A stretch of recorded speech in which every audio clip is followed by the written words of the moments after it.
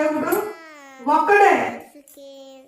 Bible చదవచ్చు, అందరిని చేసిన దేవుడు ఒక్కడే. ఒక్కొక్క మనిషిని ఒక్కొక్క దేవుడు చేయగా అందరిని చేసిన వాడు ఒక్కడే. అందరిని చేసిన వాడు ఒక్కడే అయినప్పుడు ఒక్కడికి ద్వారా ఏర్పడిన మనము విభేదాలను కలుగు చేసుకుంటున్నాం. ఒక్కడి ద్వారా వచ్చిన మనము విభేదాలు ఎందుకు అంటే సాతాను కపట హస్తాలకు హృదయాలు, సాతాను కపట హస్తాలకు మనసుని ఇచ్చేసి వాళ్ళు దేశాన్ని పాడు చేస్తున్నారు.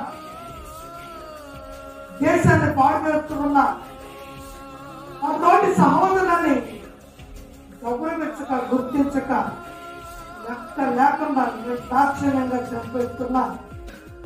ఉదయం లేచిన కానీ కాపులో చూసినట్టు లైంగిక దాడులు, దొంగతనాలు, వ్యభిచారాలు, మోసాలు ఎన్నో జరుగుతూ ఉన్నాయి.